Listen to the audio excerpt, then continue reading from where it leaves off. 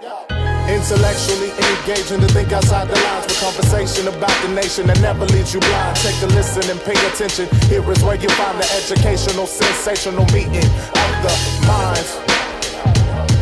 Yeah, it's the meeting of the minds. Meeting of the minds. Thank you for tuning in to Meeting of the Minds. I am Selah Vie, and if you enjoy watching us on television, you can also find us on the internet via YouTube, but also podcasts on iTunes, Google Play, and Spotify. If you're interested at being a guest on the show, you can visit our new website brought to you by Bprint, and that is meetingoftheminds.com. There's a questionnaire. You can fill it out and hopefully be on the show. And if you have any topic ideas or questions, you can do that on the website as well. So I am extremely excited to bring my guest to you. And today with me, I have Zee. This is my sword sister. Literally, if you've ever seen Wonder Woman, the Wonder Woman, there's two of them. They're sisters. This is my twin sister, ladies and gentlemen. We train together, and when you train with somebody, there's a special bond that you have with one another. So I am super excited to have her here with me. Like, I can't even tell you how excited I am to have you here with me. So thank you for being here. So yeah, this is Zee, and she is just a amazing woman. And I just can't wait for you to see her, right? I can't wait to see, for you to see how she thinks. So we are doing speed debate again. Last time we got a lot of great feedback on it, and there was a lot of response. And I enjoyed it so much doing speed debate. And the first one we did was with Scott Free. So now I'm going to do another speed debate with my sister, my sword sister. So this is going to get really, really good. And I'm excited.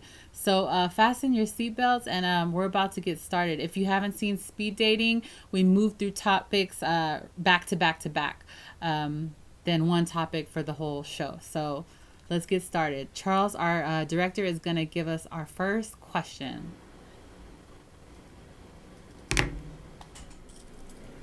Okay, question 1. Can money buy you happiness? Do you want to go first? Me? Okay. I don't think money can buy you happiness, but it can buy you a whole lot of comfort, though. It can make life a lot more easier and comfortable, but it can't buy you happiness. I know people who have buku bread and they're just not happy. And then I've seen the poorest of the poorest people be more happy just with an orange. Like, literally, they had nothing and you gave them an orange, and the joy and the happiness of having an orange. And then it was a kid, and the kid even took the orange and shared it. I don't know what that was. But I've seen happiness among people with less money than even people oftentimes with money. So I don't think it can buy you happiness, just comfort. That's difficult for me to answer, because I feel like happiness is kind of a state of mentality, mm-hmm. and depending on what you feel like brings you happiness will kind of determine if money can purchase it. Mm-hmm. Money can, as you said, give you comfort. It could give you a certain amount of power, and if a person, rather in a healthy way or unhealthy way, feels that power gives them happiness, money can do that. Mm-hmm. So in short, I guess my answer would be it just depends on what you want. I think there's a lot of things for me that goes into happiness, like where my mental health is. If I had money but my mental health wasn't great, or I didn't have, great relationships or loyalty with the individual I work with, or a job that makes me happy, or if I was in an abusive relationship, there's so many things in life that kind of contribute to what I define as happiness. Mm-hmm. So I personally couldn't be happy if I only had money and nothing else. Mm-hmm. But I think for some people, they may truly believe that money can do that for them. Or maybe that money, they can use it to make whatever moves they need to. I think you nailed it right on the head when you said that they think that money can do that for them. I think so many people think actually money can do that for them. But I also think happiness is like a choice. Like, you can choose to be happy in prison. Like, you make a choice, I'm going to be happy. But like, I definitely believe happiness is a choice, but I think you're very right. People correlate happiness with a condition, like, mm-hmm. that has to be met before that they're happy. And And so I think their happiness is more fleeting. I think that you're right. Like when you say that power makes me happy, then when you have the power, you're happy. When you feel the power slip, you're unhappy, Right. you know? So I agree with that so much. But there's a place of contentment and happiness. I don't think anyone can be happy all the time, Right. you know? But we can choose, like when we're slipping out of it, to come back to it, you know? And I think we can do that sometimes with a grateful heart, you know, and things like that. But I agree with so much that you said. Should we go to the next one? Yeah, sure. You're going to be faithful next time. What you got, Charles? All right, question 2. Should women be required to sign up for the draft? We joke about in my relationship, sometimes when one of us does something that's annoying, we'll say, oh, well, nobody's going to believe you're a male. Or my boyfriend might say, oh, well, you're an independent woman, do it. So it kind of makes me laugh when I hear that, because I feel like we talk about equality a lot, but we kind of like our privilege. And in this case, since as women, there's certain things we like to have, you know, appreciate our privilege. I don't want to sign up for war, and I think a lot of women don't want to either. A lot of men who get drafted or are forced don't necessarily want to do it. You know what I mean? So I think in terms of equality, it would be fair to say, okay, well, you live in this country too, you reap the benefits of it, that yes, you should also be drafted. But I think it really would depend on each family, because the argument is that women shouldn't be drafted because they are home with the children. But what if you're not a parent? Or what if you don't have, you know, your parents to take care of, or, you know, whatever condition you're in at the time.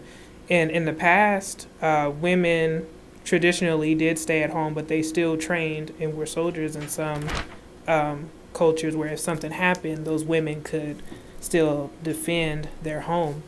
So even if women weren't necessarily drafted, I do think it would be a good idea for women to be more concerned about maybe learning how to defend their country if something was to happen. Because there are currently female soldiers, but they're not required to be drafted like men are, and there's not as many of them as in comparison to men. And what if we had some crazy war and men were wiped out, or we got some kind of crazy biological warfare or something where there was less men? We would need the women to take, you know, that place. So I personally think it would be fair and it would be equal. If we should do that, I think it really just depends. Well, I'm not I'm not really for equality as much as I am for equity, right? Like it's a little bit different, but so I'm a little bit crazy. Like if there was a war worth fighting for, I would want to be on the front lines. Not all women like to fight like us, like pew pew or, you know, swinging a sword. But if there was a cause worth it, like I would be right there. Like, but there's just not the wars that we fight right now is not anything that I want to be a part of, because I just feel like we go for weapons that are not there, weapons of mass destruction that are not there, all kinds of different things. That's not something I co-sign to. But if it was a cause that I co-sign to, I would want to be a part of it. But I just don't think most women are cut like that. I just don't. And I don't think that they're weak. I don't think women are weaker. I think that they're more frail. And like most of the women, how many women you know that want to swing swords? It's not very often, Z, like, you know? And so thinking about, we willingly put ourselves through training willingly, twice a week. So that's kind of like a lot of different questions into one, though. Like, just is it fair for women to have the same? To me, it is. I don't want my daughter being drafted. Heck no. Yeah, but I wouldn't want my son either. Yeah, but I would be more okay with my son than my daughter. There's the discussion of if I agree with war and what we're fighting for is a bit separate, and I would say no. But I don't think it's necessarily unfair. And I understand, because some men will also make the argument that why is my life not considered as valuable as yours? And we have to think about that because we both contribute to society. Women birth the children, yes, and without women we can't have them, but we can't have children without the men either, unless you're using science. But Well, I think that if my daughter is built like to go to war, that's one thing. But most feminine entities are not that way, and so. Do you think men are are born to be able to handle that type of violence than women? Well, up against a man, like we would have to have weapons most likely, or be trained in, being able to overpower that. But it's a lot harder to overpower a man than it is a woman to overpower a man. Like you would really need to know what you're doing, and you need to have serious weapons. But is it more so you think that men should be fighting the wars because they tend to be physically stronger? No, I don't. I wish nobody would fight wars. That's just not realistic. So there's going to be wars. Matter of fact, if women were in leadership, we probably would have less wars because women are the one that birthed the human out of themselves, and there's more a stake and an attachment to going to war. I really think if women weren't in more positions of leadership, and I think we're coming into that hour. Like in this hour, you're going to see women leadership like never, ever, ever before. But that's a whole other thing. So I just don't think that a vessel that is like men's hand, like if you touch this, I'm soft. Like I just don't know if like we'd like to do that stuff, but most women don't. I agree that men tend to be more physically stronger than women. But, and I'm putting a bit of my personal view in this too, is I feel like even if I'm like at my house, like my boyfriend takes me to the range. He'll show me different ways to defend myself and all these things because, in some cases women are more vulnerable to certain things. And I just kind of feel like we live within the same country. We have the same benefits. We're present here just as much as men are. And I don't think it's necessarily unfair to say we want you to take part in fighting the wars too. I don't think that's necessarily wrong. But in terms of if traditionally men should be fighting the wars and not us, I mean, based off, physical capabilities, I get your point, but I can't necessarily say to me if that's fair. I'm not even really concerned about fairness. I mean, I don't know. Like I told you, equality for me doesn't work as much as equity, So, yeah, I don't know. But I feel you. Your perspective is very, very valid. So, yeah. Next topic? Should we move on? Mm-hmm. Yeah. All right. Next topic. Is there too much pressure on women to have perfect bodies? Am I first? Yeah. We've had a similar conversation about this. Yeah, I think that there is a lot of pressure on women to have perfect bodies. Like when you see these images that are computer made, and sometimes you're under the perception that they really look like this, or obviously there's a pressure to have perfect bodies because we have all these filters and stuff like that on our Snapchats and this and that. And when you turn on the television, like almost every single person you see on the show is built in a certain frame, almost to say that if you have a different frame, you're just not good enough for television. It's starting to change, but being that it's been oversaturated with a certain perception, I think that, yeah, it definitely gets into the psyche of a woman and puts a pressure on her. I think so. One thing I wanted to kind of mention, which I think it relates to this topic, you talked about equity. You care more about equity and not fairness. And I realized I didn't acknowledge that. For me, when I say fairness, I'm talking about, in some ways, equity. I'm not going to give one person all these privileges that they already have received and the other person doesn't, and be like, okay, well, now you're here and it's equal. But for me, I feel like there is a physical standard for men and women. Women have certain things that men don't necessarily have. So yeah, things like hips and breast or lips or something is things that they look at on a woman that they really don't look at as men, and those are more things that they focus on us having to look a certain way. But I don't really feel like it's the responsibility of other outlets to determine how we feel about ourselves. And I think the people very much make a difference as to what is being put in the media and what's advertised, because it's very simple. Like, I know it's difficult to not tune in, but it's very simple to say, I don't want to watch this, or I want to support this group. And when you don't do that, you see what's projected, that you very much accept it.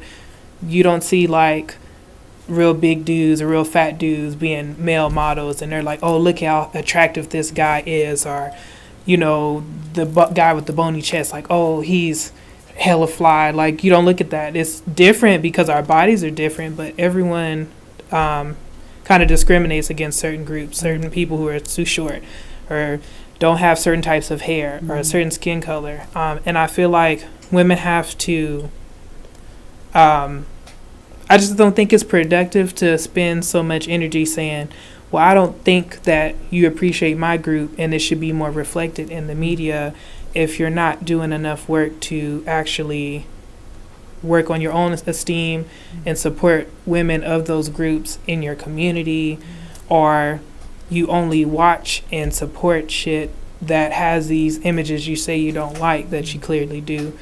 And regardless of what is kind of displayed in the media, you can very well, like, for example, really skinny women, right? I don't necessarily want to be really skinny. I want to be fit, but I still make my decision of what I think is beautiful. I see a lot of women that are white with straight hair or fair skin. I don't feel like I need to bleach my skin to be more attractive or straighten my hair. So part of it starts with your feeling, so that whatever is expressed, you don't have to feel that way.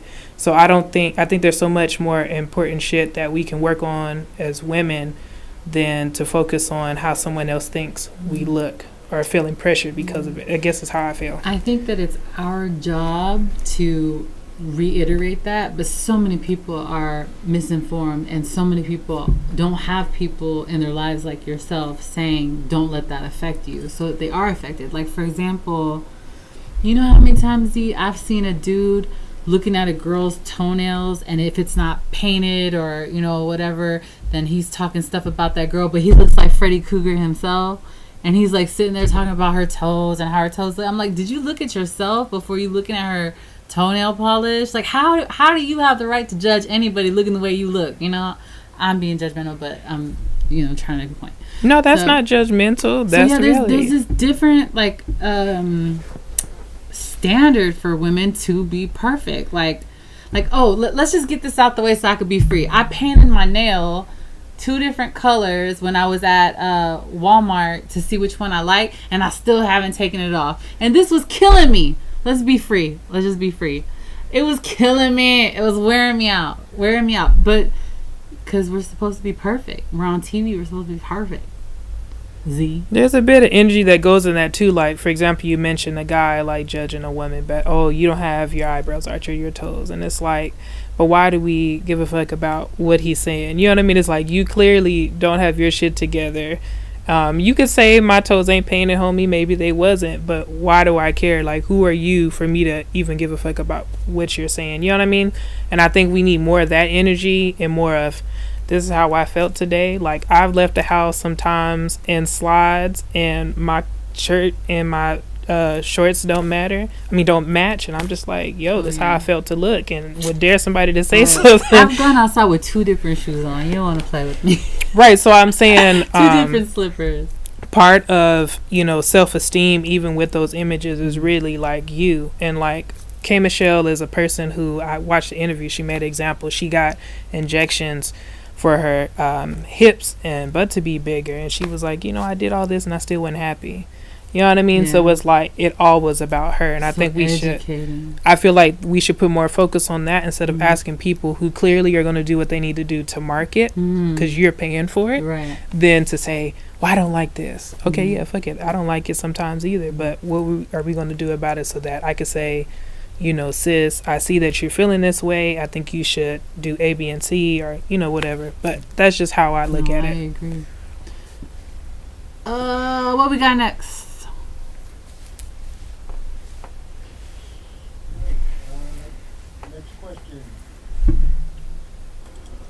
Next question. Should the private lives of famous people be off limits? Aren't you? I think so. I think that's really up to those. You're talking about like for like celebrities and such. I think that's really up to them. Some of them are okay with putting certain aspects of their life on display because people who don't have what they have are entertained by the glamour and how their life may look, and it's marketable for them. And then I think the people who don't want that to be part of their life shouldn't have to. So I think you should be able to tap in when you want. Some people make the argument that when you decide to be a celebrity, like that comes with the territory, but I really think it's up to you.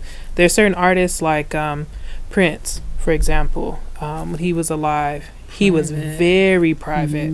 So part of it also is people who really want their lives to be private will make it. There's a lot of things you didn't know about his life. That's so You know what I mean? And he was like a major superstar, but that's because that's what he wanted. So some of them are okay with doing that because it makes money. So I think it just depends on the artist. But I think the more important thing is we shouldn't care so much about their lives where we're not working on our lives. So. So what she said about some people know everything there is to know about what's going on in a celebrity's life, but you don't got a clue what's going on in your own life. And everybody in TV land is getting paid except for you. The cable guy is getting paid. The commercial guy is getting paid. Like, they know everything about all the celebrities. And I'm thinking if you would have put all that time that you took to acquire that information into making a business or writing a book, I'm like, well, how is this beneficial? Like, how is this going to benefit you? They could tell you everything. So-and-so, and oh, did you hear about so-and-so, so-and-so? And I'm like, wow, like, okay, like, who? You know, I mean, and we all find our pleasure and entertainment in a different way. So if you're being fruitful in another area and that's how you want to unwind is by being in the business of celebrities or whatever, and that's what you like, I mean, that's one thing. But most of these people spend all their time knowing what's going on in the life of somebody else while their own lives are just And I think what she said is important. It's like, if you're handling your business and you watch a little bit of entertainment and that's what you like, cool, that's your business. But we have to have the right balance. And it's very difficult for people to kind of realize when they're being programmed. Like, reality TV now is so big because, you know, a lot of us are working, 40 plus hours a week. And by the time you get home, you don't feel like putting in the energy into the things that you love or even your family sometime. So watching something that keeps your mind focused on one thing is very easy to do. And looking at these people who have maybe something you admire or you wish you had, it's easy to do that. But I think if we put more energy into something else, like we could have so many productive, results from that, and just have the balance of doing both, I should say. That's a great answer. Next one, Charles. All right. Next question. How young is too young for a smartphone? I don't even want. I would say 16, but not even. Maybe 16. I don't know. I however young, I don't want you on the internet looking just at anything. I remember they started making those phones where you had restrictions, at least on calls and such. Find a way. A lot of that. Okay, so you just made me think of something. I remember when when MySpace and Facebook were popular. I was in high school. I remember they would block the websites, and so we would figure how to code and use certain websites to check them. So you would do it anyway. I think the more important thing is, what are you feeding your child up until the point where you hand them that phone? They're going to be exposed to stuff regardless. That's just kind of how, from their friends to, internet or whatever. But I think is, what are they doing where they need a phone? Like if your kid is in a lot of sports or whatever, or maybe they go to a friend's house or they have to walk home from school, it would be great for safety to have that. But if you haven't really been instilling anything from them, I think they could have a flip phone. Like you can have flip phone. That's an option too. Yeah. 'Cause I don't want them to like.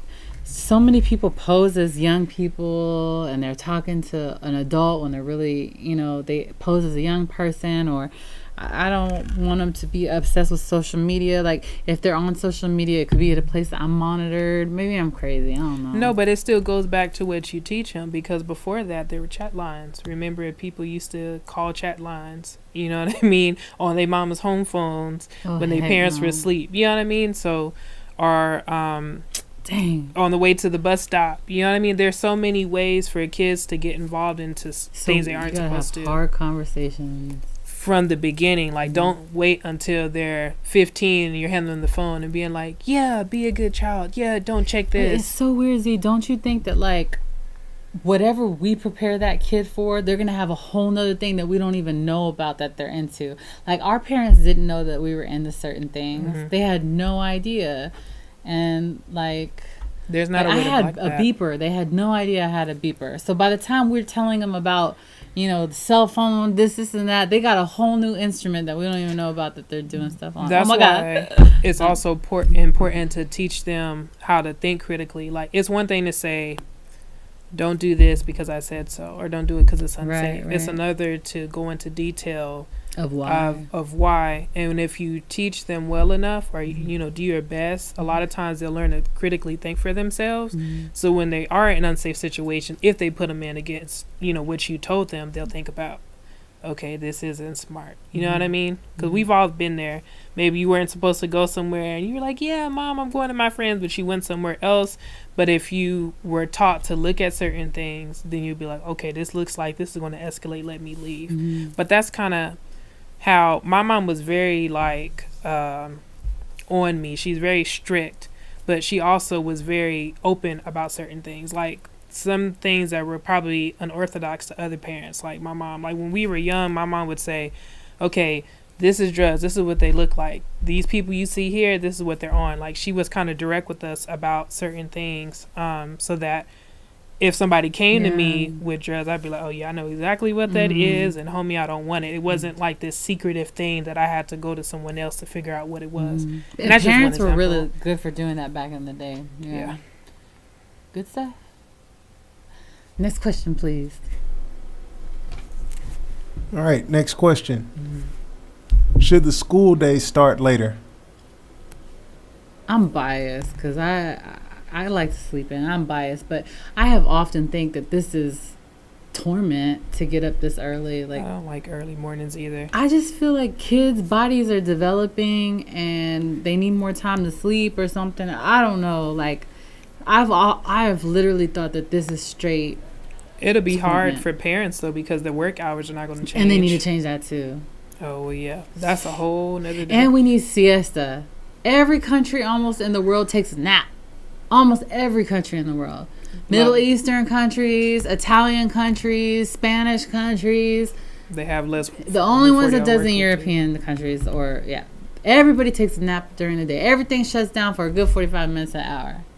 A lot of other places do have less than 40 hours for a work week too. So I mean, we got a lot of stuff to work on. I don't think that's on my top priority list. I would say no. We need to start later, and we need nap time. Do you want to add anything else? That's stick a fork in it is done.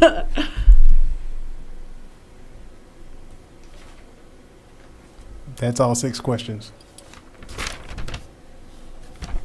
Oh, hold on. Yeah, there's a whole backside. I didn't even read the backside. That's my fault. It's okay. All right. Does technology make us more alone? Yes and no. I think some people are so used to, communicating by text messages and video messages and posts that sometimes they forget how it feels to sit in front of someone and communicate with them, or feel someone else's skin from shaking their hand or just feeling their energy. That energy makes such a difference, because I've been in front of someone and you could just feel some radiating off of them. You're like, you know what, I don't want to deal with it. So in that sense, I would say it's unhealthy, especially if you're learning some of your first experiences of how you think it should be from something you've seen like online or some misinformation. But I do think there's also positive ways that you can use technology to communicate. I was like a super nerd, like not a super nerd, but I was kind of like awkward in a sense where when I was in high school, like I didn't like to communicate with the people that were around me. I just didn't feel like we liked the same things or interested in the same things. So I used to love to debate. I just sit online and debate. That was fun for me. It didn't really help my growth besides learning new shit, talking to different people. But I think it's like everything else, you have to have a balance. I think just like you said, Meeting of the Minds was kind of birthed off that thing, coming out from behind the computer, because you have a little bit more, a little bit more gangsta over the internet, because you don't see the person, and sometimes we slang insults a certain way because you don't see the person. And I wanted people to be able to feel each other when they have discussions and stuff like that.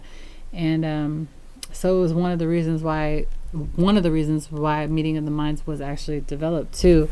And I think it makes people alone. Like sometimes you have a group of friends all together and everyone's face is in their phone. One time I looked over into a car next to me and it was full and everybody was on their phone. Everybody, even the driver who's at a light.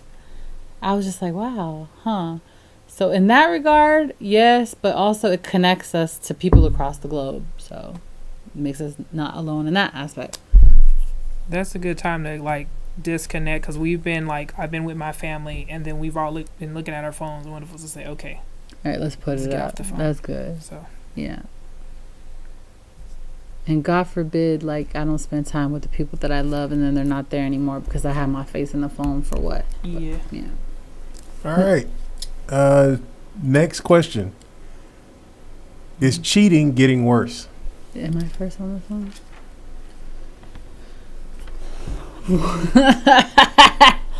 Oh.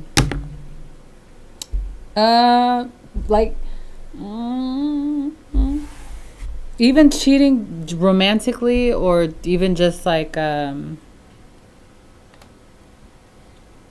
I do kind of a little bit possibly think that certain things were more frowned upon in another time and generation, and now it's almost like cool to like wink at somebody like, I saw you do that, like I saw you do that. And it's like, instead of like looking at it like that, like it's like, ha, I saw you cheat them. And that it wasn't like that when I was younger. It was like more taboo than now. It's like a wink, like I saw you. Or so in that regard, sometimes I do think it's grown. And then when it comes to cheating in relationships, I do think also that it's also grown in that regard. Like back in the like 60s and stuff, like people like found a wife and they married really young, and and they were still cheating. Don't get me wrong, they were still cheating. But now it's almost to the point where people don't even get married and they just cheat. Or I kind of feel like humans are always like trying to redefine themselves, and in doing that they worry about like things that aren't really important. So I can't say if cheating has gotten worse, because that's always been a problem. I think just our value in each other and what we find to be like how important another person is to us is changing. Before it was a standard that you were, like you said, you got married young or you had a family young, and there were people still cheated. Yeah, that's right. Or got married 3-4 times. I look at my family tree and it's like, oh, okay, my great grandparent got married 4 times. You know what I mean? Like that was still normal. But I think what is changing is that the values in each other are kind of declining. And I think part of that is too because now there's so much more to add in terms of what you define yourself as. Like I remember reading this book and they were talking about you know, at least in our communities, when you married somebody, normally that person was your same community. The grandparents knew each other, families knew each other. People went to church together, or they had family events, and it was less people. You know what I mean? You know, even 50 years ago. And I think that all those changes in our culture is kind of what is affecting, you know, marriage and stuff today. But I can't really tell you if cheating has gotten any better or worse. I agree with everything you say. I still do think it might have gotten worse because we like there was one time people did wrong and they were like, they knew that they did wrong when they did wrong. And now we're at a point where like people are like, what is wrong? Woo! That's like a whole nother ball game. And you said it in what you said, like standard of morality and this and that. Like back in the day, people did wrong. They're like, oh yeah, I know I did wrong. Now it's like, what is wrong? Like, what is it? I'm trying to redefine that's kind of standards. So it's like, yeah, like cheating, the empathy of hurting someone through cheating them is dissipating through narcissism. Because narcissism is running so rampant. It's all about me. And I have an inability to consider how that makes you feel. I think it is going higher. Because narcissism is at an all-time high. And so when you are thinking about see, at some point you mature and it's not about you anymore. Like, see, children are very much about self-centeredness. And the more you mature, you begin to expand who you consider, right? But narcissism doesn't mature in that area. It's still all about you. And so you fail to see how cheating someone would affect them. You think this is the age of, because it's been argued that age of self-entitlement, that people today are more entitled maybe than they were. Yeah, because there's so many things that I don't do because I consider, like, for example, I need to sell my car. The check engine light is on. Everybody tells me to go turn the check engine light on and don't say nothing. But I just imagine that person driving away and 30 miles later, that check engine coming light on. And I can imagine how that feels. I can't bear, even though I'm stuck with this car, I desperately need to sell it. I need a car so much, you know, and I need the money from that car to get another car. I can't bring myself to cheat that person. Yeah. And I think narcissism feeds that feeling of inability to have empathy for what somebody else.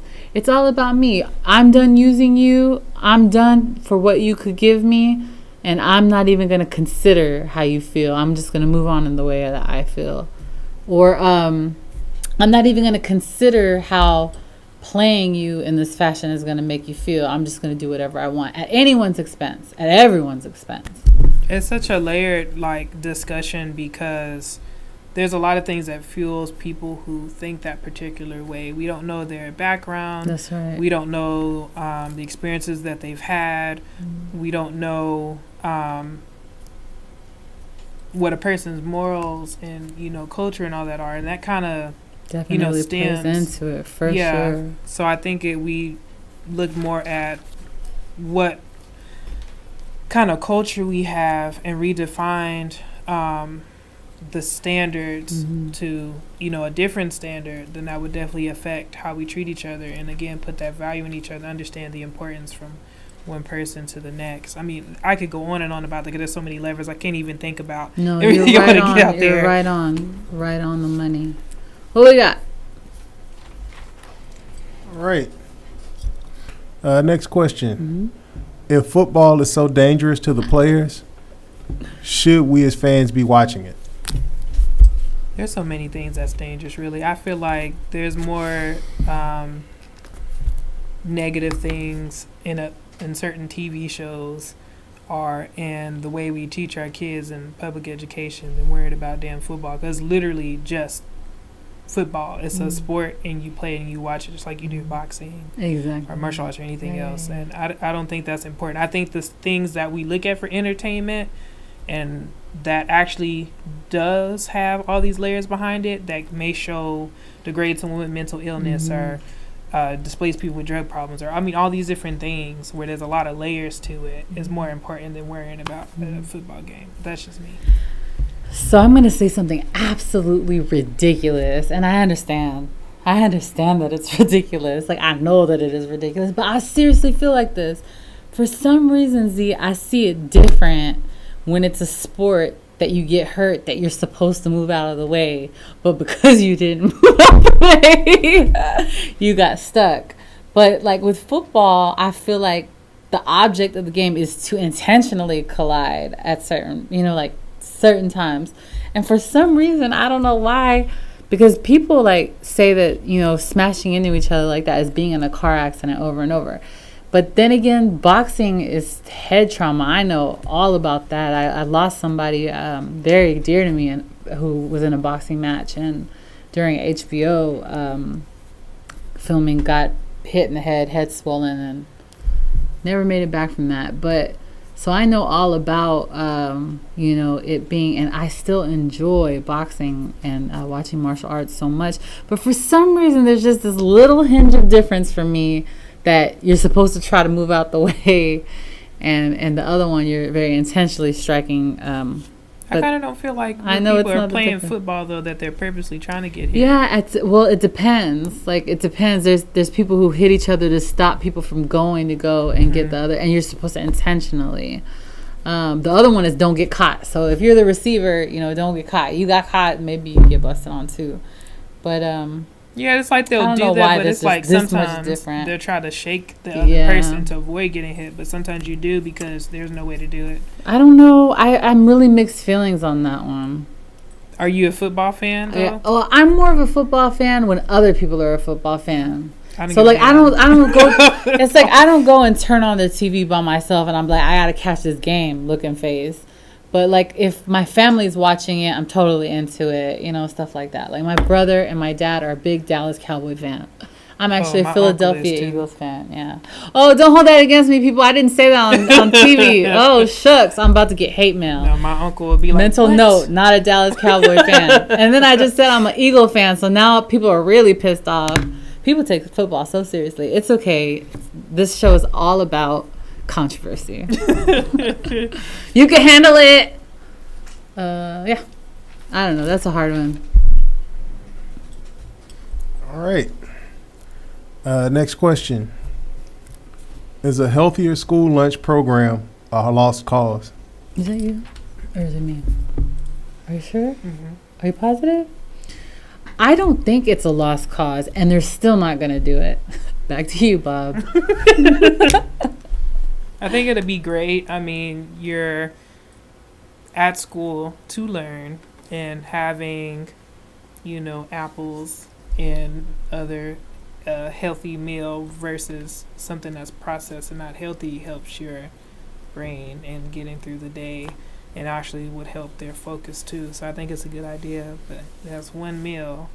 If you give that to them at school and then homie goes home and eats a bunch of fried, processed, sodas and all that, I mean, maybe it could hit a standard though, at least. It could teach. I think it would be great if they taught kids nutrition. Mm-hmm. Also, like when you take health, if they taught more about nutrition, and maybe it would influence some of those kids to go home. Well, Mom, can we have this, or whatever the case. Like some of these Fruity Loop rappers. I don't know who. I shouldn't say Fruity Loops. I'm so wrong for that. But he OD'd on like Cheetos. Like, how can you? When a food can put you into the hospital, we have to really consider what is.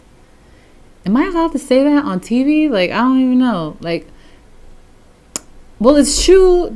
According to them, Cheetos put this boy in the hospital. Yet to be confirmed. So let's just make that. I'm pretty sure it was confirmed though. But that's neither here nor there. I mean, but eating unhealthy food, does cause a lot of conditions. You have too much sugar, it can help. So as an educational system, they need to stop. Yeah, I'm not sure if they're going to be willing to put the money in there to do that, though.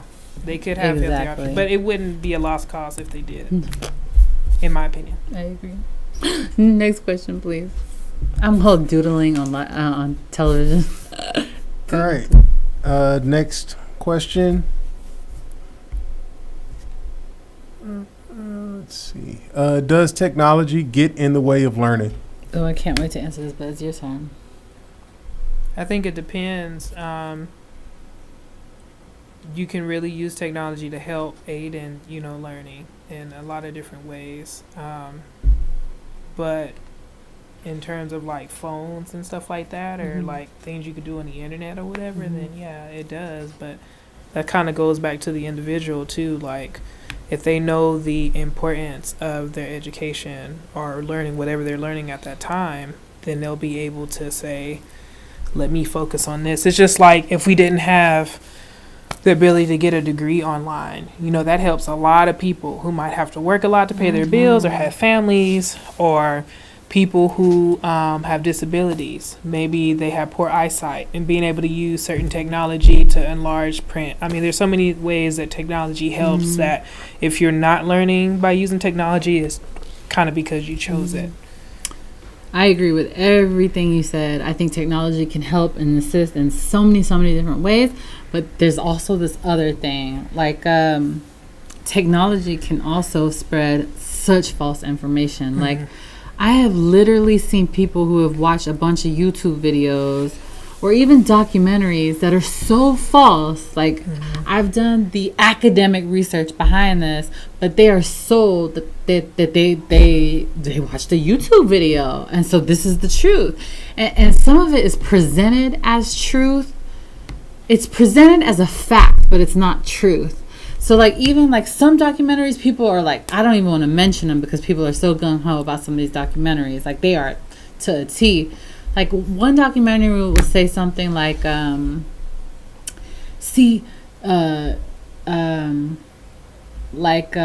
say stuff like, how can I explain it? Jesus was born of a virgin like Horus.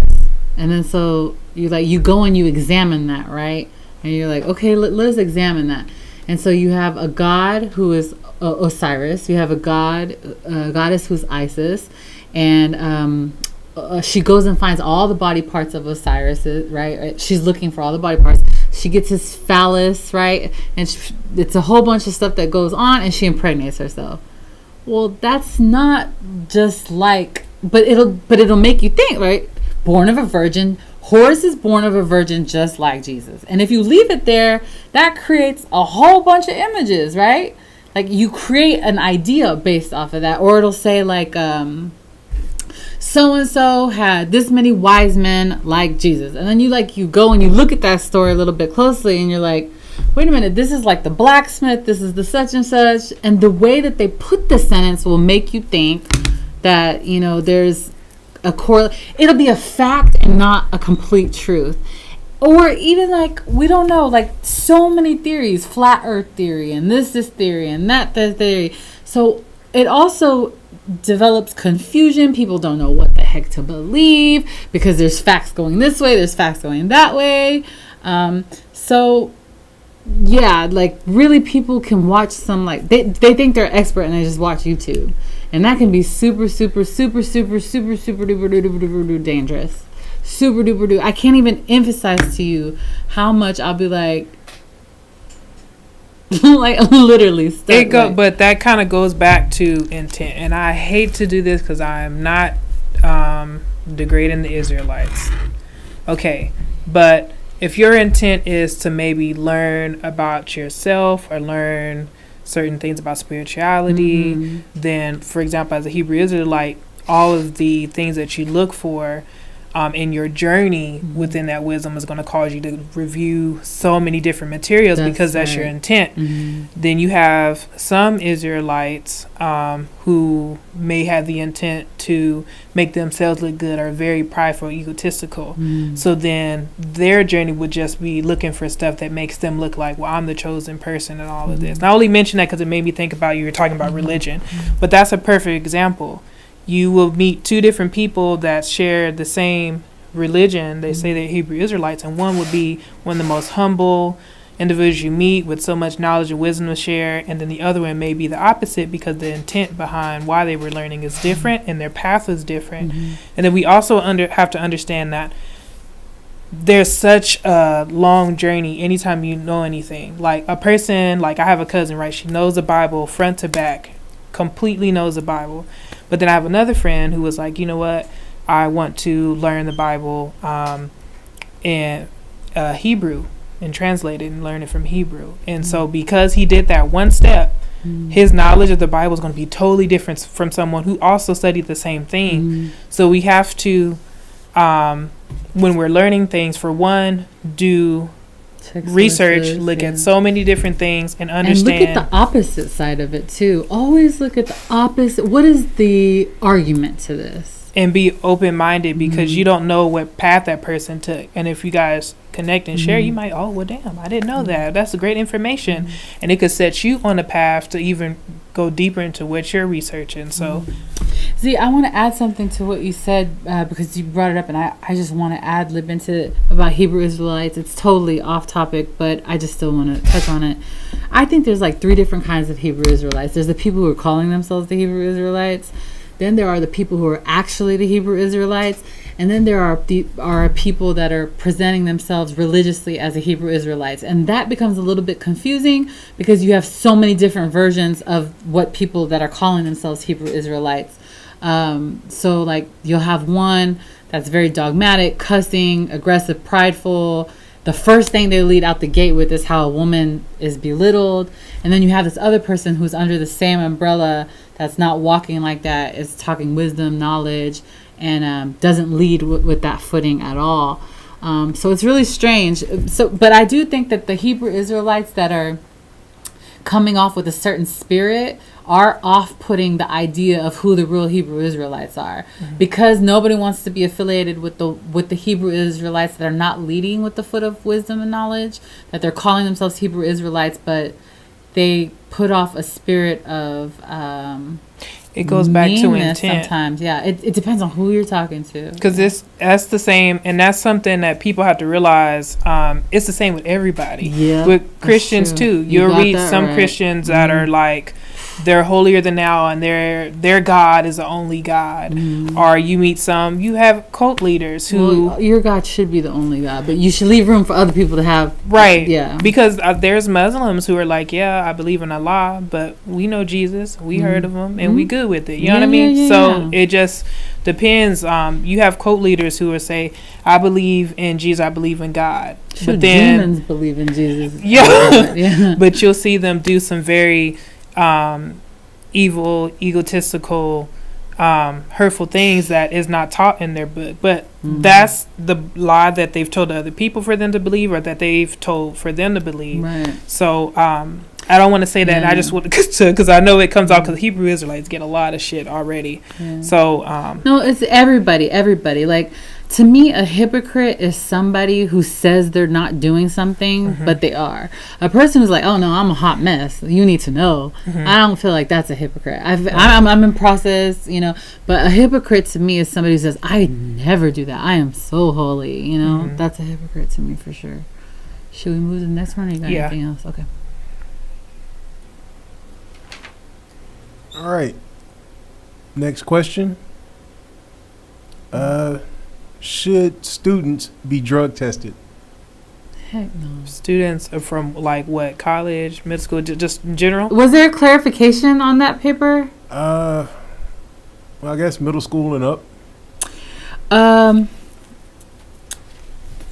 I mean, do they have a past history of getting into drug involvement? If they have a past history of getting into drug involvement, maybe. But if they don't, absolutely not. Absolutely. I say no. I said if they care about it being a drug problem, like, or with students in the school, then they should have resources for them to get help, or they should give classes maybe about, knowledge about drugs and how it affects the body, whatever. Something like that would be more productive than spending a lot of money on drug tests. The only time I would think something like that would be necessary is if they're causing harm to others, but I wouldn't even say that the first step would be to do a drug test. We need to kind of figure out, like, if they're a middle school student and they're being very violent to other students, then we need to kind of evaluate what's going on in their life. Like, a drug test would tell you they're doing drugs. Okay, why are you doing drugs? If you're like in middle school, where the hell did you get the drugs from? Right. There's so many things to examine there before we just say, okay, I'm gonna give you a drug test to do what? Tell me that you're gonna kick me out of your school, even if you're in college. So there's more levels to that, I think, that are more important. I wouldn't say it's mandatory, and I'm funny about like just running a test because I don't, you know what I mean? Some people don't it's trust bleeding others. into the future. Like, Right. what are you going to do next? In order to have these benefits, you need to take a drug test. Like, Right. It's just bleeding too much into taking away freedom and rights. Why are you all up in my business? And then think it's about the preparing money, them at a too. young age. Yeah. Not feeling it. Mm-mm. Yeah, Nope. I agree. I would say no. All right. Last question. How should parents handle a bad report card? Is it you? I think too many people expect like the public education system to completely teach and educate their children and not educate them at home. Mm. And if I was a parent and my child came home with a bad grade, for one, I would like to think that I would already know that that was an area they were struggling Come on in, now. so that I could get them a tutor or help them more at home. If there was a disagreement with the teacher, like my mom when I was young and in school, she would take our word. She didn't just like if the school said, "Oh, your child did A, B, and C." She was like, "Well, I know my child." You know what I mean? She would ask us questions because sometimes it might not be that the teacher's a bad teacher, but sometimes they are, Yeah, that's right. and sometimes it's the method in which they teach. That's right. So I think if my child came back with a bad grade and this was like their first time getting a bad grade, I was like, okay, obviously you need more help or there was something going on. I would have a relationship with the teacher to see what was going on and try to help my kid get a bad grade. If it's continuously getting bad grades, I should have already been looking into what was causing that in the first place and getting them the help that they need so that they didn't get bad grades, and that would also make them aware of why it's so important. Because I think a lot of times, like when you're young, you don't think about how important making good grades are, but they start looking at those from elementary school, where you get into certain programs, you get certain assistants, you get in trouble. Like I got a ticket before in high school for leaving their lunch for getting to get tacos, and they look at that, oh, I see you're in this class, I see this is the grade you're making. That really follows you from the beginning. So that would be how I would handle it. I agree with so much that you said. I mean, if my kid brought a bad report card home, I'd be like, let's talk. Like, let's have a conversation. And you can hear from their language. Like, if they're saying, I'm bad at it, no, you're not bad at it. You just haven't put enough time into it yet, right? Mm-hmm. Or like you said, teacher. Like, if the teacher. So I would get to the bottom of it. Have a conversation. Find out what it is. And hopefully, you should have been involved. Like, I don't know how you didn't know that they were going to come home with a bad grade. Mm-hmm. So, like, you should already know that was coming. You got to give them that faith ahead of time, too. Like, I remember one time when I was learning cursive. This is ages ago, obviously, but I still remember. They don't even teach cursive. Yeah, exactly. That's another discussion. We can get on that today. I know, really. But I remember how frustrated I was learning, and I went home like, I was pissed about it, like telling Mom, I'm never going to learn it. She's like, well, you didn't know how to write before in print, did you? And I was like, well, no. She's like, well, yeah, get your ass in there and practice. Exactly. And it works. And it really, really works. I learned the cursive. Yeah. And another thing, I just want to say this because I think it's so important. There's a lot of like public schools that are telling people that their kids have behavioral problems and wanting to put them on drugs for those problems. And I think it's so important for parents to have that relationship with their kids so they can identify them, because they will drug your kids and put them in special ed. I can say for myself and people I've known that were in special ed, and after elementary school, we're taking pre-AP classes. And in my personal life, I went to a school in Bastrop. I was like, there's maybe like 2 black kids there. So part of my problems, I think, is I felt a bit alienated and didn't really realize it. And it was just a totally different environment for me, which doesn't have anything to do with my grades. But they sent a letter home to my mother one time, and they said, hey, well, we think something's wrong with your kid, that they need to be in special education. And I had also gotten into a fight with a boy there because he stole my wallet. So they were just fed up with me. And they sent a letter home to my mom saying, hey, she needs to be in special education. And my mom basically was like, fuck y'all. I didn't know about it then, but when I got into like 6th grade, by this point I had made honor roll a few times, was doing well, and my mom showed me the letter. Wow. And you were in honor roll. Yeah, I had made honor roll a few times. And they were trying to put you in special ed. Yeah, I was like, I think maybe first grade at the time. But after that, I went to a school in my neighborhood. It was a Blue Ribbon school. My teachers also were very like connected. They were like having mamas at school. But either way, I started doing good in school. Of course, when I wanted to, but I had made honor a few times. So it wasn't that I was stupid. I was doing well. But my mother showed me that because she wanted me to understand, like, she was like, these people said this about you that you were incapable of learning. She said, now, if I would have believed them and did this, then where would you have been now? And she showed me this when I was, like, young, because she wanted me to understand, like, people are going to paint this picture for you. You got to make a decision on what you want to do. That's right. So wow. That's something I would say that's super important, because I've seen it happen to so many kids. Especially back in the day, if I'm not mistaken, I think I remember that they got paid extra for special ed students. So they were like looking for kids to put in special ed, and we all can take a wild guess on who they were targeting. And if kids don't get certain grades, it makes the school look bad if the kids are not passing the text test. So if your kid is not passing the test for whatever reason, whether they're having a hard time or they're just not going to school, it's easy to put them in special ed because then the requirements are different. So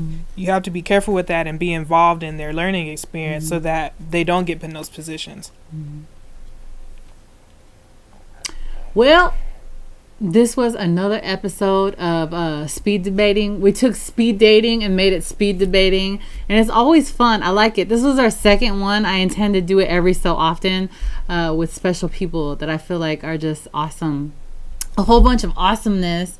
So don't forget to visit our website, meetingofthemindz.com, if you are interested in being in the show, or if you have a show idea or comments or questions, please visit the website. It was brought to you by Bprint. The beautiful graphics and the beautiful design on that website has been brought to you by Bprint. Also, I would like to send a special shout out to Bishop L.A. Wilkerson from Agape Christian Ministries, and also Beautiful Solutions for being a sponsor and trying to beautify your girl. I appreciate it so much for all the things that you have gifted and helped me to get myself camera ready. And I still got a lot of work to do, but you know what I'm saying, they helped me out a little bit. So if you're listening via podcast right now, I ask that you subscribe and rate our show. So till we see you and talk to you next time, thank you for watching. Intellectually engaging to think outside the lines with conversation about the nation that never leaves you blind. Take a listen and pay attention. Here is where you find the educational, sensational meeting of the minds. Yeah, it's the meeting of the minds.